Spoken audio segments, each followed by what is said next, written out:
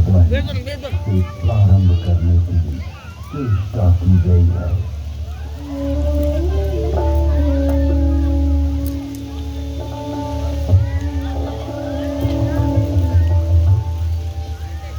मेरी परमपिता परमात्मा की पवित्र वाणी है, जो सृष्टि के प्रारंभ में मानव मात्र के कल्याण के लिए अग्नि, वायु, आदित्य, अंगिरा इन 4 ऋषियों के पवित्र अंतःकरण में उद्भूत तत्व ज्ञान की दृष्टि से वेद एक है, किंतु विषय विभाग की दृष्टि से इसे 4 भागों में बांटा गया है। ऋग्वेद, यजुर्वेद, सामवेद और अथर्ववेद।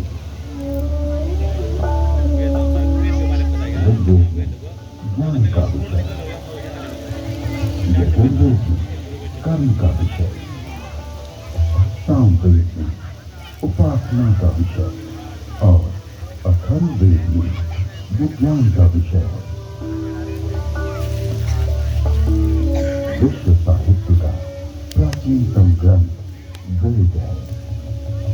मानव जाति के प्राचीनतम ग्रंथ होने के कारण उस समय की सभ्यता, संस्कृति, आचार विचार और कर्तव्य आदि को जानने का स्रोत वेद है।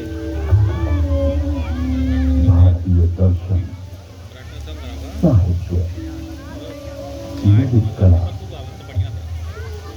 संगीत, ज्योतिष, ज्ञान विज्ञान वेदों में है।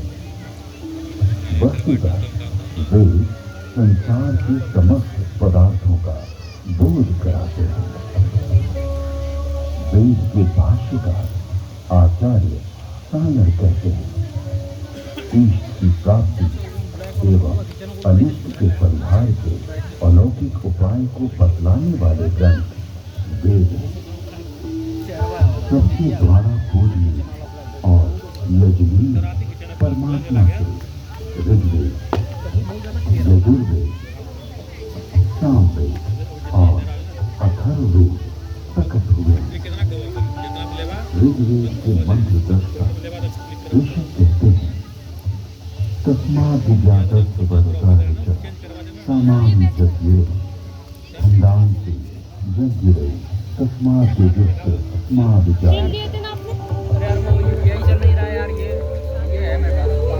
ऋग्वेद, जिसके द्वारा विभिन्न देवताओं की स्तुति की जाती, उसे ऋग कहते हैं।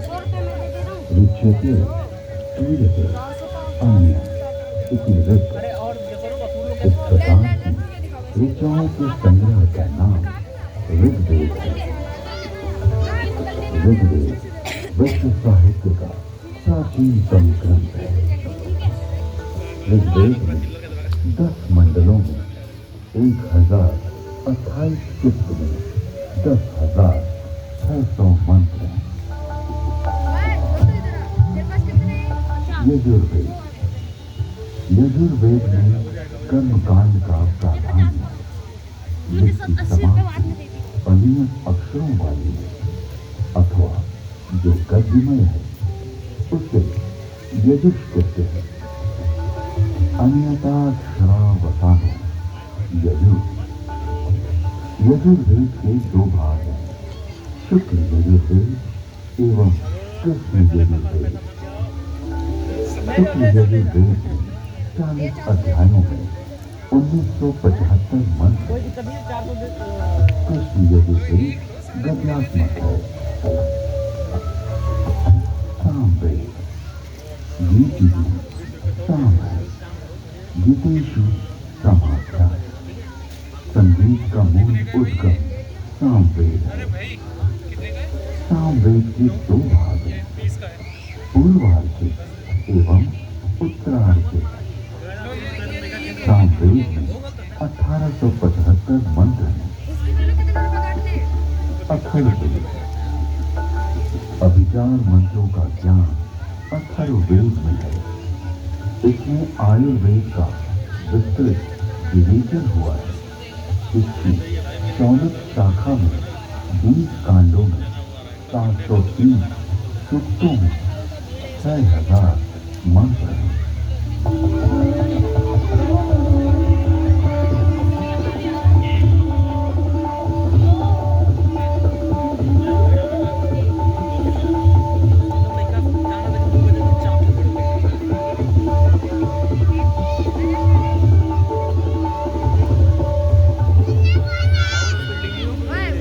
प्राचीन काल में वेद श्रुति परंपरा से अक्षुण्ण रहे। वैदिक ऋषियों ने वेदों को कंठस्थ किया और अपने शिष्यों को इसका श्रवण कराया। शिष्यों ने सुनकर वेदों को कंठस्थ किया और उन्होंने अपने शिष्यों को सुनाकर कंठस्थ कराया।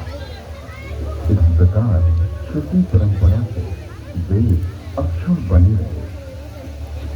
वेदों में किसी भी प्रकार की मिलावट न हो सके, इसके लिए वैदिक ऋषियों ने विस्तृत पाठों का निर्माण किया।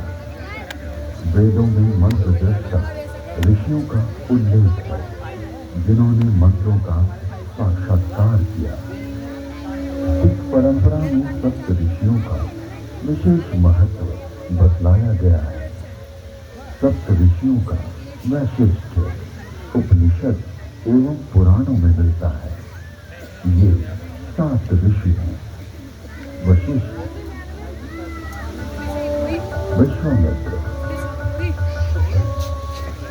जमदग्नि, भारद्वाज, अत्रि, गौतम, अगस्त्य। वेदों में अनेक ऋषिकाओं का भी उल्लेख है। इन ऋषियों की परंपरा का अनुपालन करने वाले ऋषियों ने भी इन्हीं नामों को धारण किया।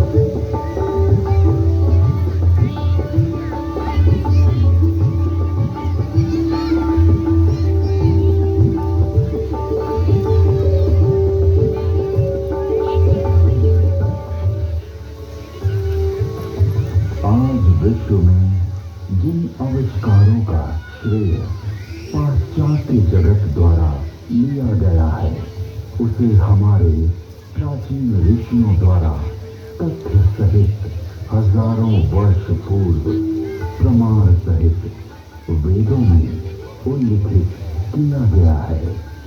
जैसे अगस्त्य संहिता में विद्युत उत्पादन के सूत्र मिलते हैं।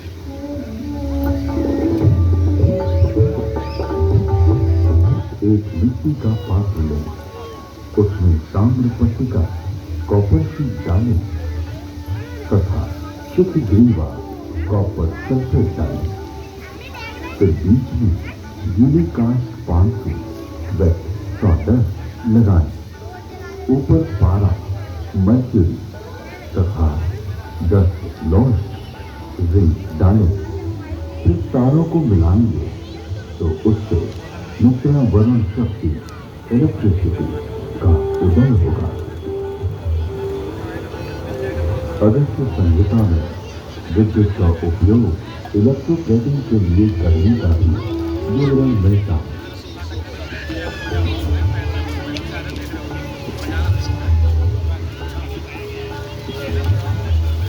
अतः अगस्त्य को कुंभोदक बैटरी बोन भी कहते हैं।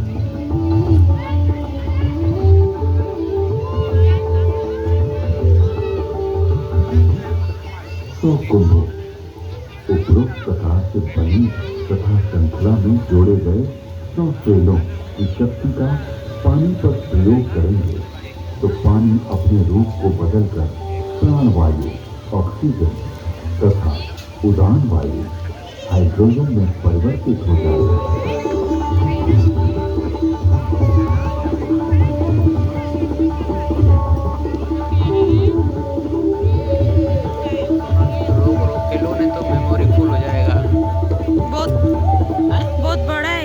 अरे दो घंटा चली स्वर्ण अथवा रजत के लेप को वही घंटा संस्कृति चली कहा जाता है। स्वर्ण से लिप्त वेश वाहन आदि के लिए जो अनेक बारीक तारों की बनी मोटी केबल या डोर बनती है, वैसी प्राचीन का गुब्बारों और आकाश छत्र के लिए रेशमी वस्त्र सुयोगी कहा गया है, क्योंकि वह बड़ा लचीला होता है। वायु पूर्ण वस्त्र प्राचीन काल में ऐसा वस्त्र बनता था